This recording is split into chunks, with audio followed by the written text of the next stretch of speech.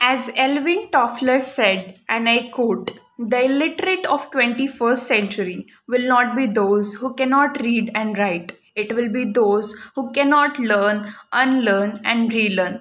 Hello everyone, my name is Gauri Udan, addressing you all today, not only as a student of Government Institute of Forensic Science Nagpur, but also as a representative of millions of learners across India who are directly impacted by the implementation of National Education Policy 2020.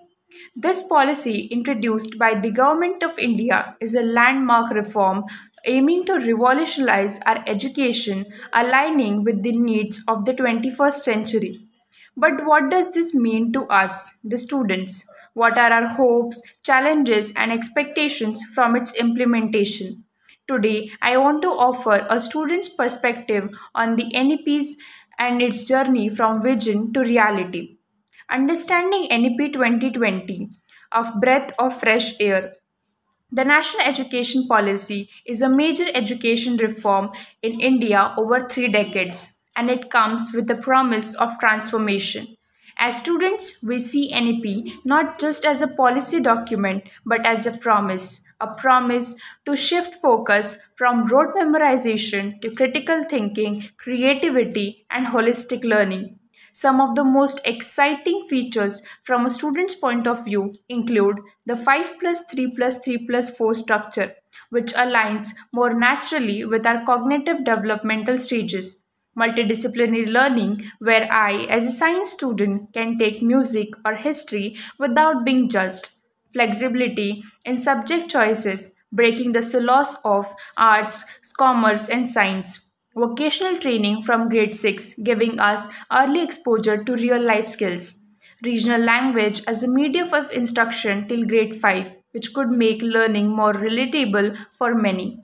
But beyond the reforms themselves, implementation is a true test. While the NEP looks wonderful on paper, we students are eagerly watching it how being put into action. Implementation is where vision meets reality. Let me highlight a few areas from the student's viewpoint. The first one is curriculum overhaul. We are thrilled about a curriculum that emphasizes critical thinking, inquiry based learning, and project work.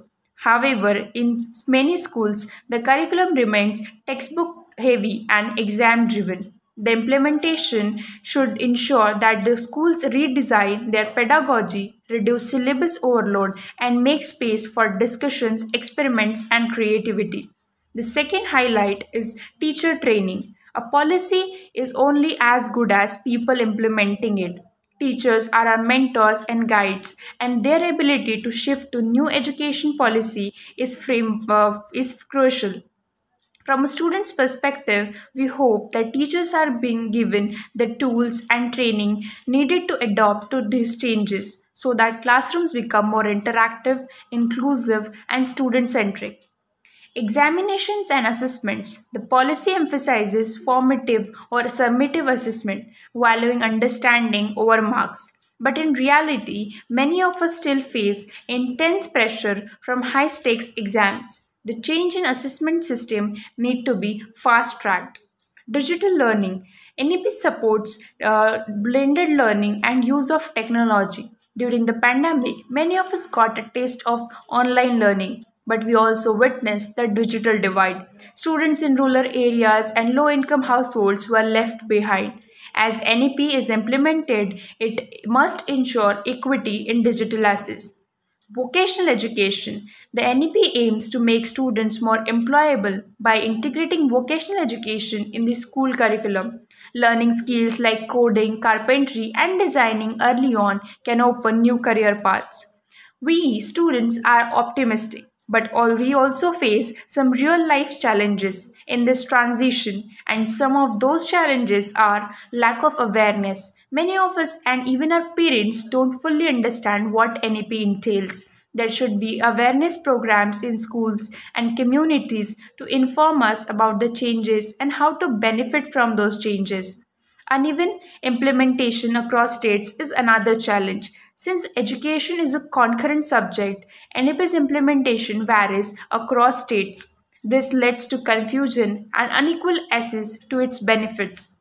Also, for experiential and interdisciplinary learning, we need labs, libraries, art rooms, digital classrooms, and not every school has that, which leads to infrastructural gaps.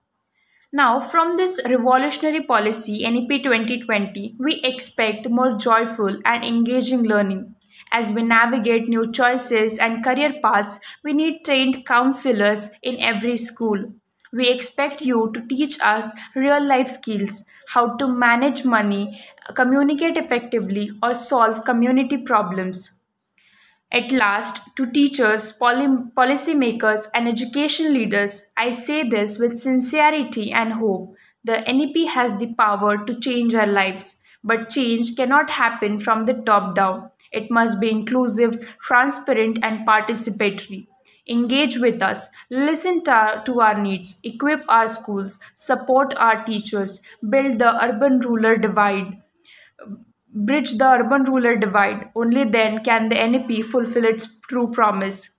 To my fellow students, I encourage you all to embrace this change with open minds and eager hearts.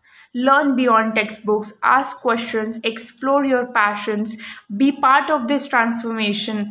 After all, we are not just the beneficiaries of NEP, but its most important stakeholders. In conclusion, the National Education Policy 2020 offers a fresh, ambitious vision for Indian education. Let this not be just a policy document, but a lived reality in every classroom of our great nation. Thank you so much. This is me signing off.